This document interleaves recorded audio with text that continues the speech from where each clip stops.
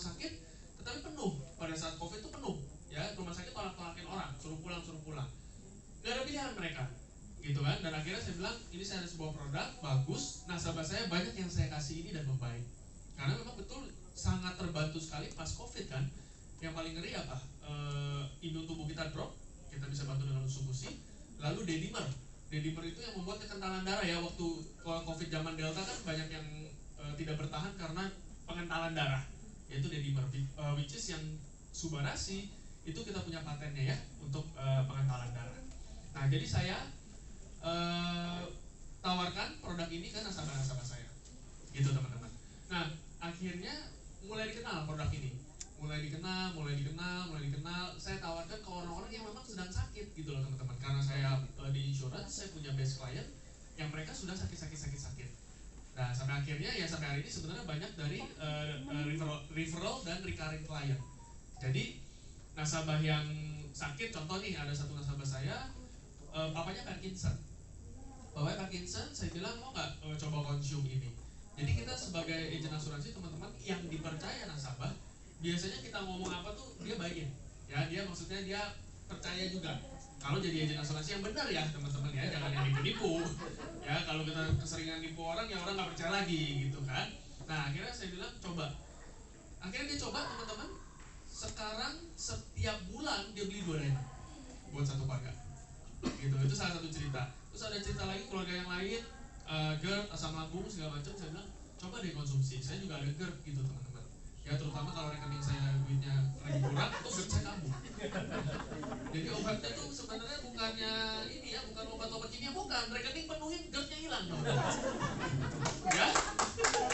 Nah jadi itu teman-teman, jadi saya kalau itu kelihatannya sih penyakit banyak orang. Ya, itu namanya penyakit bawaan. Ya, itu penyakit bawaan lahir. Nggak cover ya, asuransi nggak cover ya. Penyakit bawaan nggak di cover. Jadi cover kita di AFC loh. Harus cari duitnya sendiri. Ya, di cover di AFC. Kondisi jiwa ya. Iya, kondisi jiwa. Nah jadi itu ya teman-teman. Jadi saya kasih solusi sebetulnya. Jadi sebagai pelengkap solusi. Karena saya pedenya kenapa teman-teman? Jujur, waktu saya pertama kali mau join AFC, suruh orang konsumsi, teman-teman, bisnis saya, bisnis asuransi adalah bisnis yang berdasarkan pada kepercayaan. Betul ya? Saya jual nggak ada barangnya loh. Saya jual nggak ada barangnya. Orang percaya sama saya, dia tanda tangan beli. Sehingga ketika saya join AFC, saya sampai email ke Jepang. Ini belum banyak yang tahu ceritanya. Jadi saya ada tim email ke Jepang. Ini beneran AFC dari Jepang bukan? Itu benar-benar saya lakukan itu. Ada, maka gara-gara itu kita ditegur sama Obasan. Berarti gue, gara-gara kamu katanya banyak banget nih katanya ini email udah semua ke Jepang kan itu kan? Gitu. Jadi kita tanya memang betul teman-teman ya, kita tanya tim. Jadi tim, aku ada tim, dia tuh legal memang. Jadi pekerjaannya legal karena kan waktu awal kita join nggak ngerti ya. AFC ini di Jepang, kita tanya sama teman di Jepang, nggak ada kan? AFC ini produknya Subarasi Usukushi nggak ada. Dulu kan nggak ngerti kita. Dan ternyata memang Subarasi Usukushi kan eksklusif hanya untuk Indonesia. Nah dulu kita kan nggak langsung percaya gitu aja kan, akhirnya kita cek dan benar dibalas bahwa ini produk Jepang segala macam, lalu paten fungsinya, paten ininya segala macam itu dicekin semua. Udah kayak dokter aja gitu. Kalau Bu Titin tadi dokternya percaya kan sama Bu Titin kan, saya nggak percaya sama mereka gitu. Nah setelah saya cek semua teman-teman dan memang legit, benar adanya gitu ya. Lalu perusahaannya kan ini bukan robot ya teman-teman ya saya kan. Jadi saya bilang oke, saya akan tawarkan ke nasabah-nasabah saya dan terbukti sampai hari ini mereka masih gunakan. Gitu. Jadi kesimpulannya sih teman-teman ya, sebenarnya di krisis apapun itu tetap ada peluang ya. Ada peluang. Nah Selalu itu yang ada kita peluang. bukan di background insurance saja ya, di apapun background apapun itu. Betul. Dan teman-teman nggak usah khawatir. Teman-teman bilang, aduh nanti saya ikut MLM, orang-orang benci lagi sama saya kan begitu ya. Teman-teman harus tenang. Keluarga saya adalah keluarga yang paling dibenci di Indonesia. Suaminya asuransi, istri saya ikut MLM. Habis sudah. Nggak ada yang ngalahin. Jadi teman-teman nggak masalah kok, teman kita masih banyak, dapat teman baru. Dan kita asalkan menjualnya dengan benar. Kalau kita jualnya dengan benar, nggak ada pemaksaan, teman kita tambah banyak loh. Dan mereka malah nanya ke kita, ini tuh apa ya? Kita ada kondisi gini nih, itu bisa bantu nggak ya? Kalau misalkan kayak gini nih bro, kan di insurance itu paling anti sama yang namanya MLM. Ya. Kita nggak ngomong ini ya, maksudnya kita ngomong secara general ya, in general. Oke. Nah, apa yang pertama kali di benaknya Len nih? MLM nih nih. Ya. Nah, gimana tuh Oke. caranya? Jadi jujur ya teman-teman, saya awalnya saya meremehkan juga. Ya maaf ya kemudian. Apa?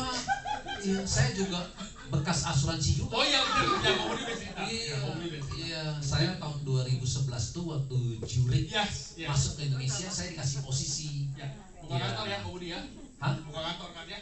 Saya nggak buka kantor, saya nebeng di sana Pak. Saya dikasih meja, dikasih ini. Ya. Emang saya background saya kan semua dari multi-level marketing. Yes. Tapi di multi-level marketing tim saya besar-besar Pak. Ya. Nah sehingga pada saat Zurich masuk Indonesia, dia juga ingin menerima di luar dari asuransi. Jadi ternyata saya pemain multi-level marketing, saya langsung dikasih posisi sebagai agency director, dikasih duduk. Tapi bingung saya, bener gak? Iya bener kan, saya bawa 30 orang pertama kali sana, 29 drop out. Kenapa? Karena terus terang saya, orang yang bisa sukses hari ini di asuransi saya harus bilang angkat jempol. Ya kenapa? Karena terduplikasinya lama. Ya beda sama multi level marketing. Multi level marketing ibu hari ini join, hari ini juga ibu nawarin orang, besok terima komisi ya. Ya. Asuransi nggak bisa, duduk belajar dulu 1 bulan 2 bulan, udah tuh ujian AJI ya kan, nggak lulus pulang lagi. Ya. Ya kan, udah itu apa? Pertama kali zamannya kita bu, ilustrasi harus datang ke kantor, Ya.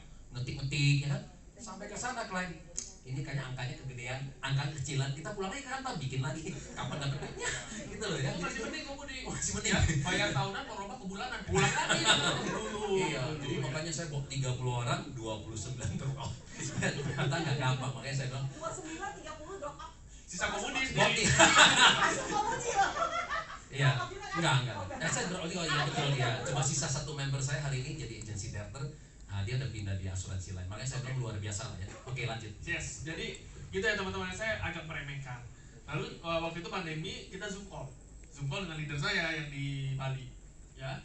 Dan saya waktu itu to the point aja gitu loh. Kok kita istri mau nambah income, sehingga boleh nggak izin ya kita izinnya boleh nggak kita tahu si namanya Ko Agus ya, di dalamnya namanya Ko Agus. Ko Agus waktu itu jalanin bisnisnya baru seriusnya setahun kalau nggak salah, setahun lebih dikit lah. Ko Agus boleh nggak kita tahu kurang lebih dapat berapa? Pikir cuma mau tahu kisarannya doang, gitu ya. Karena itu to the point, kita memang mau nambah income. Akhirnya Ko Agus dia nggak sebut, oke, dia langsung buka portal teman-teman, portal FC itu langsung dibuka. Lalu saya lihat angkanya, ya udah ratus-ratus lah waktu itu, udah ratus-ratus lumayan gitu ya. Terus saya bilang dalam hati, ini aku juga dapet, gaya dong, ini aku juga dapet. Problemnya waktu itu, saya di asuransi udah 7 tahun teman-teman. Aku baru 1 tahun. Langsung mikir dong, wah ini ada yang nggak bener nih. Ini si Ko Agus baru jalannya 1 tahun dan dia cerita di pandemi ini bisnisnya pada tutup, pada nggak jelas, pada apa nggak bertahan. Cafe Ko Agus itu di Bali sampai tutup, lalu bisnis baju ya, restoran tutup, baju tutup segala macam. Dan saya bilang kok dia malah gede banget dari FC, dia baru jalanin 1 tahun udah bisa nyamain income saya 7 tahun. Nah itu teman-teman, jadi triggernya awalnya dari situ. Nah akhirnya dari situ saya pelajari lagi dan ternyata memang bener bisa ya, bahkan lebih banget gitu kan. Nah sehingga akhirnya saya bilang oke, ini worth it to try, dan saya coba. Dan ya memang belum sampai besar sekali karena saya memang terbagi waktu ya, terbagi waktu. Nggak pernah juga jalanin MLM juga ya bro ya? Aku belum pernah, istri kebetulan sudah pernah gitu. Jadi aku di sini posisinya support istri, jadi saya istri nih. Tapi kalau dia yang datang, nanti anak saya yang jaga, saya pusing. Jadi saya aja yang ngomong. Gitu ya teman-teman ya.